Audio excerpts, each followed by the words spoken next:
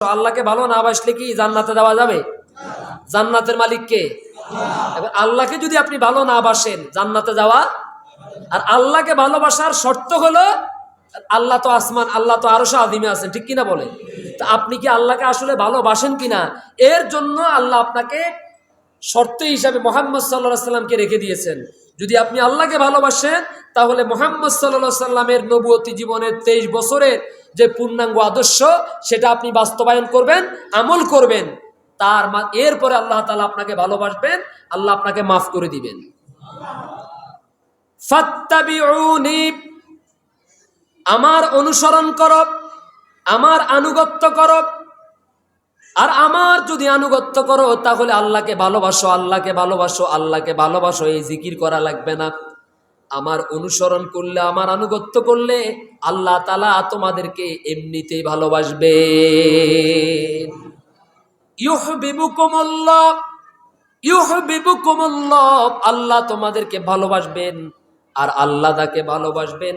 ওয়ায়াগফির লাকুম যুনুবাকুম, আল্লাহ তাকে ভালোবাসবেন, তার জীবনের সব গুনাহগুলো মাফ করে দিবেন।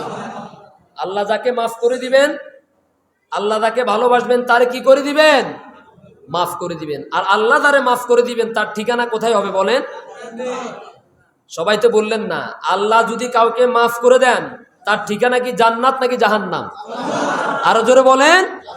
তাহলে আমরা এখানে আজকে যারা এসেছি আমাদের সকলের মনের সর্বোচ্চ তামান্না, সর্বশ্রেষ্ঠ আকাঙ্ক্ষা, সর্বশ্রেষ্ঠ ইচ্ছা হলো আমরা সবাই আল্লাহর জান্নাতে যেতে।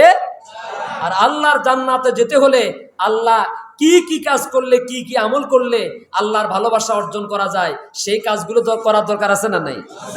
আর সেই কাজের মধ্যে সর্বশ্রেষ্ঠ কাজ হচ্ছে মুহাম্মদ সাল্লাল্লাহু আলাইহি সাল্লামকে আপনার বাস্তব জীবনে তার আদর্শের অনুসরণ করবেন, নবীজিকে আপনি আনুগত্য করবেন। সুবহানাল্লাহ বলেন।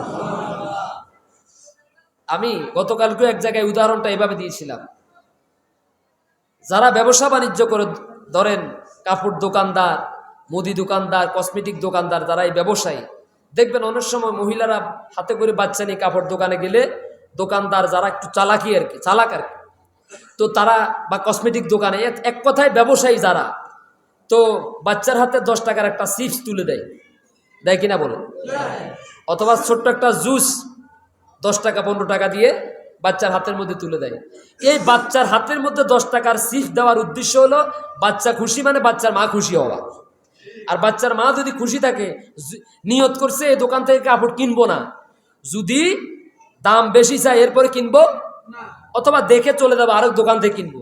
কিন্তু যখনই বাচ্চার হাতের মধ্যে 10 টাকার চিপসের প্যাকেট একটা ধরাই দিছে, চোখের শরমে হইলেও এখন কয় যে না কিনি উপায়।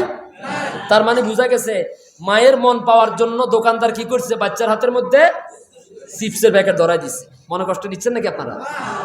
এই বিশ্ব চরাচরের মধ্যে গোটা পৃথিবীতে আল্লাহর কাছে সব থেকে প্রিয় মানুষ, সব থেকে পেয়ারা হাবিব মুহাম্মদুর রাসূলুল্লাহ।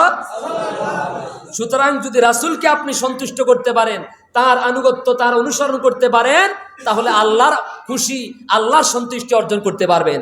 আর আল্লাহ যদি আপনার উপর খুশি হয়, আপনার জীবনের সব গুণগুলো, আপনার জীবনের সব গুণাগুলো কি হয়ে যাবে? মাফ হয়ে যাবে। আল্লাহ যেন আমাদের জীবনে গুনাহগুলো মাফ করে দেন। আরো জোরে বলি আমিন। রাসূল যে উদ্দেশ্যে পৃথিবীতে এসেছেন সেই উদ্দেশ্যগুলোর মধ্যে একটা উদ্দেশ্য